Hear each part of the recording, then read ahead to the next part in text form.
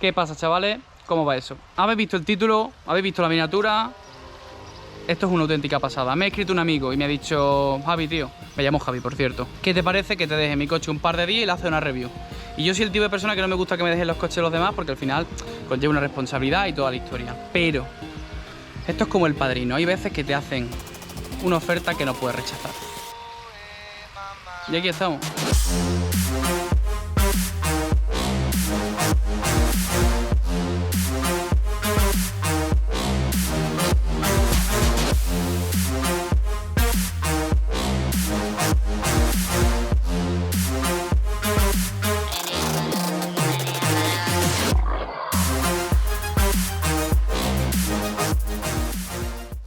Me comunican por pinganillo que ya he visto la intro, ¿no? Vamos con el coche.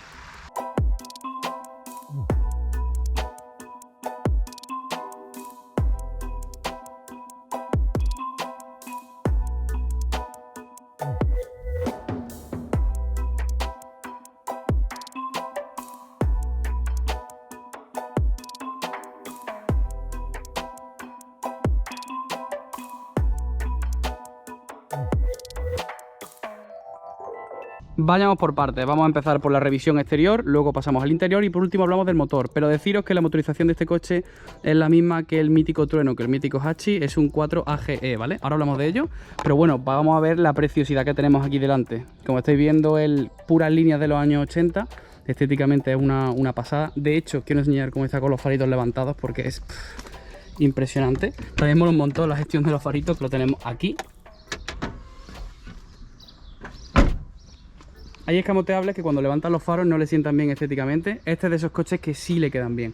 Porque, por ejemplo, hay coches a lo mejor como el F40, que lo pondré aquí en pantalla, o incluso el Testarossa, que son coches bonitos, pero no le sientan bien los faros levantados. En el caso de este modelo, yo qué sé. A mí me parecen impresionantes.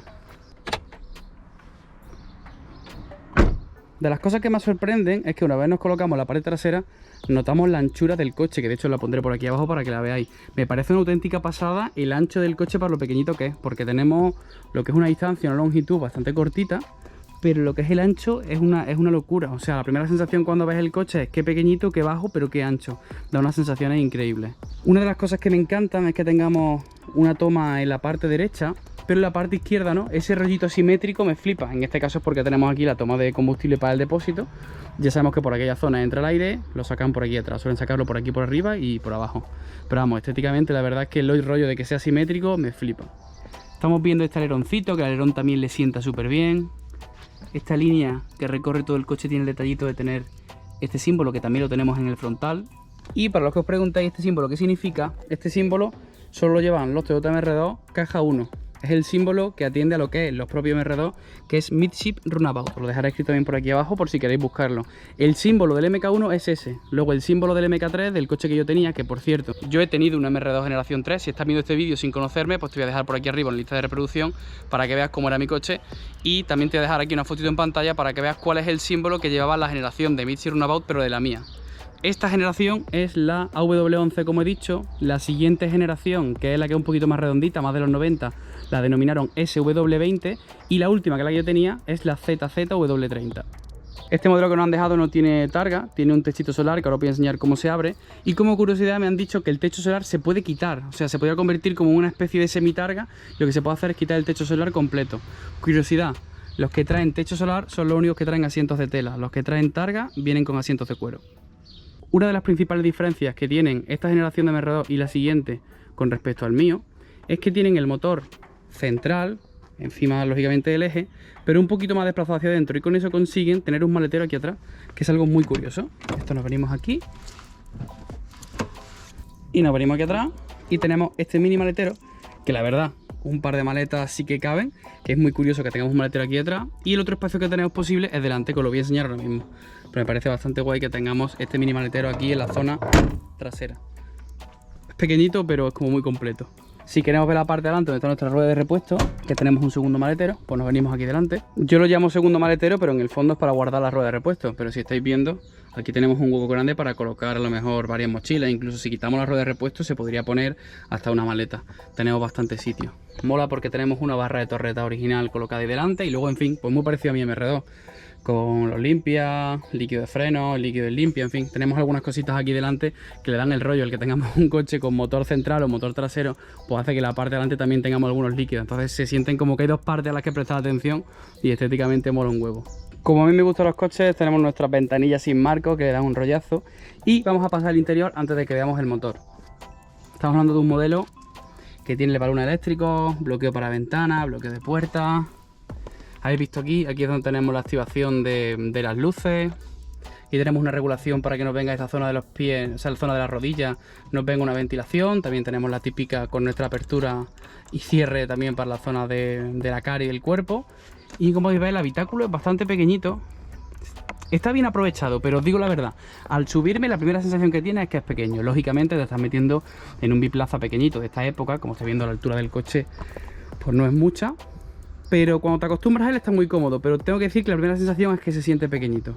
Yo mido 1,74, la postura que tengo en el asiento, daros cuenta de que es esa. O sea que hay muchísimo, 1,76, perdón, 1,76 y es esa, o sea que podéis entrar mucho más grande. Yo lo tengo echado para atrás porque antes he estado conduciendo con la GoPro y tenía puesta la gorra y me chocaba aquí para poder poner la GoPro sobre la propia gorra. Pero que sepáis que si llevo el asiento un poquito más para adelante, tenéis muchísimos huecos y si sois más altos, entráis de sobra. Y una de mis cosas favoritas de interior es que tenemos regulación en la base del asiento. Esta es la típica regulación para mover así lo que es el propio respaldo. Tenemos una lumbar, como estáis viendo, una regulación lumbar, y aparte tenemos para cerrar lo que es la zona que nos recoge, las propias medidas que nos recoge. No sé si habéis visto algún coche que tenga tantísima regulación con tantísimos años. Los asientos recogen muy bien para los años que tienen. Aquí en esta zona tenemos el mando de los limpias. Siempre me han encantado estas plaquitas. Aquí tenemos la palanca de cambio, nuestro freno de mano. Esa radio es lo único que no es original, que de hecho esa radio se la regalé yo hace un montón de años, una radio que estaba en mi Fabia, que la compré porque me gustó bastante y la verdad tiene un ruido muy guay. Os dejaré también el link en la descripción por si os mola. Y luego lo que tiene pues son distintos compartimentos. De hecho tenemos aquí un mechero con su cenicero. Tenemos también por aquí un huequito. Tenemos aquí algunos huecos más. Tenemos nuestra guantera que se abre hacia arriba. Por supuesto es un coche sin airbag, por eso veis que no hay airbag ahí ni tenemos airbag allí. Y luego la apertura de nuestro techo tiene unos botoncitos aquí a los lados. Nosotros le damos a los botoncitos y levantamos aquí hacia arriba y ya se nos queda el techito levantado. Como he dicho, hay una forma de quitar el techo por completo, pero bueno, no lo vamos a hacer hoy, tampoco es mi coche, voy a poner a trastearlo al máximo, pero bueno, que sepáis que tiene sus enganches para quitarlo. Ya está, y para bajarlo pues simplemente tiramos hacia adelante y ya lo tenemos en su sitio. A nivel de interior la verdad es que está bastante bien montado, veis que tiene los altavoces puestos por ahí arriba. Es un coche pequeñito por dentro, pero está muy bien aprovechado y es la calidad de plásticos Toyota. Aunque pase el tiempo, son coches que siguen estando con plástico blandito y súper bien amueblado. Hablaremos de la prueba dinámica, el coche se comporta increíble. Pero lo que os voy a enseñar es eso que se ve allá al fondo, que es para abrir el motor. Y bueno, para ver nuestro motor le pegamos un tironcillo que tenemos aquí detrás. Ya se nos abre aquí. Que estáis viendo el corazón de la bestia, lleva un 4AGE. El mismo motor que llevaba el Hachiroku, el Trueno. Como estáis viendo es un 1600. También tiene distribución variable, que es la TVIS. Estamos hablando de un coche muy viejo con distribución variable. O sea, es una pasada cómo funciona este coche. Y tengo que decir que con respecto al mío, que el motor estaba un poquito más atrás, también era motor central, pero estaba un poquito más atrás, era más fácil de trabajar, porque aquí en realidad, teniendo un alerón, por aquí es muy complicado de trabajar. Pinta que para trabajar habría que quitar el portón.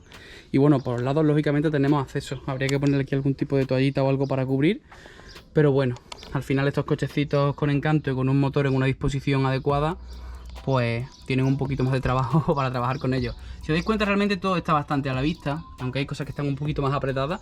Todo lo sencillo de cambiar y de mantenimiento está bastante a la vista. Así que bueno, para cosas más complicadas sí que habrá que desmontar, pero hay relativo sitio para meter una herramienta y meter las manos. Como digo, no es el vano motor, yo que sé, de un Z4 que tenemos ahí un capó enorme, pero bueno, lo que digo, llevar el motor en el sitio adecuado es lo que conlleva.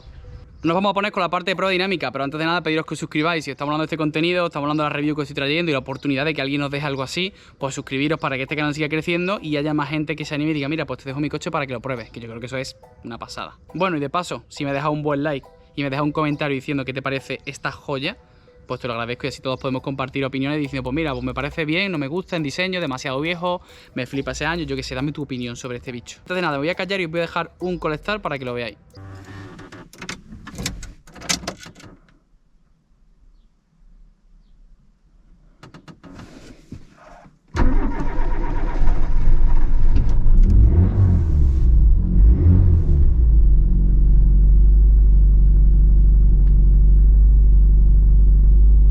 Y bueno, vamos con la prueba dinámica. Para los años que tiene este coche, sorprende lo bien que va.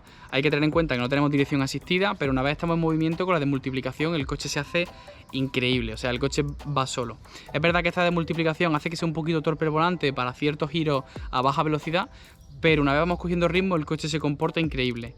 En concreto, esta unidad los frenos los tiene un poquito más viejitos, por lo tanto hay que tener más cuidado, por eso no vais a ver en la prueba que vaya a darle muchísima caña, porque en el fondo no es mi coche, pero a nivel dinámico es un coche que me ha sorprendido muy gratamente. Puedo asegurar que coches de esta época, tracción trasera, no se comportan ni la mitad de bien que se comporta este coche en tramo. Una vez te acostumbras al habitáculo, como digo, es pequeñito, pero es bastante confortable, empiezas a notar sensaciones. Tiene el rollo de coche de la época, que cruje, bueno, pues crujen algunos detallitos. Me pensaba que iban a crujir más. Me he subido en BMW de esta época y he escuchado crujir salpicaderos de manera intensa. Este coche la verdad es que crujen un poquito las puertas, un poquito la consola central, pero la verdad no se queja mucho.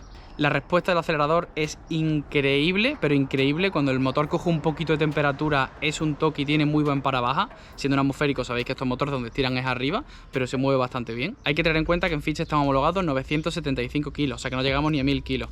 En la época en la que este coche se sacó lo llamaban pesado, porque es verdad que coches de este carácter en los años 80 tenían menos peso, pero hace que se sienta plomo. Yo he tenido mi MR2 también pesaba poquito y en ciertas condiciones necesitabas un poquito de peso, quizá no entramos, pero en ciertos momentos de carretera y de moverte, cuando viene aire es un coche que se mueve mucho, así que creo que los 970 kilos en este coche le sientan bastante bien. A nivel de frenos, como he dicho, este coche está un poquito frito, pero aún así frena bastante bien. A nivel de caja de cambio tenemos un tacto muy bueno, no está un poquito más duro de lo normal, por lo tanto se siente deportivo. Quizá un recorrido un poquito largo, el recorrido de tercera a cuarta, por ejemplo, o sea, es decir, que las marchas van un poquito largas. A nivel de visibilidad y todo se ve bastante guay, no hay ningún pilar que moleste, es un coche que como está recubierto de cristal por todas partes, pues se ve bastante bien.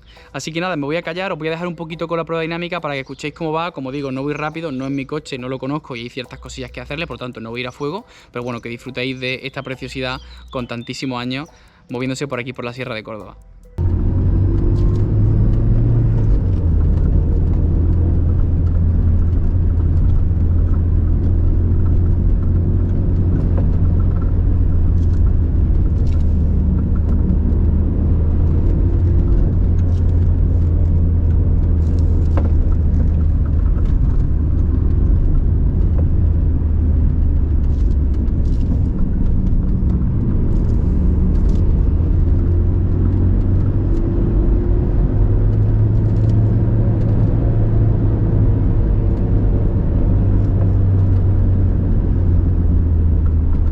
Hasta aquí la review del coche, no quería extenderme mucho porque quería que fuera un vídeo hablando solo del coche, de su prueba dinámica, interior y todo. Deciros que me lo van a dejar un par de veces más, así que si tenéis preguntas sobre el coche, dejadmela aquí por los comentarios, porque podría hacer otro vídeo respondiendo las preguntas y curiosidades. De hecho, si os apetece, si me dejáis muchísimas preguntas en este vídeo sobre este coche, puedo hacer un vídeo solo respondiendo vuestras preguntas, que yo creo que sería muy interesante. Así que aprovecháis y me la hacéis pronto, de manera que yo todavía tenga el coche y pueda hacerlo sin problema. Y aparte deciros, pues bueno, que lógicamente os suscribáis porque os voy a traer un coche muy similar a este para hacer una comparativa y una prueba, que yo creo que va a ser algo increíble el tener la oportunidad de ver un coche similar a este en época y compararlo con motor delantero. Este ya sabéis que es motor central. Y nada, que mil gracias a todos por ver el vídeo, espero de corazón que os haya molado. Estoy muy contento de todas las cosas que vienen al canal. Está este tracto, como digo, que no es mío, el otro tracto tampoco es mío. Tengo que comprar un coche nuevo. Sabéis que estamos con el proyectito del Golf. Aparte me tienen que dar el Eclipse, en fin. He pasado de tener un par de semanas sin nada a de repente tener todo. Así que estaros pendientes, no os despistéis, que se van a venir cosas muy chulas, chavales. Cuidaros mucho.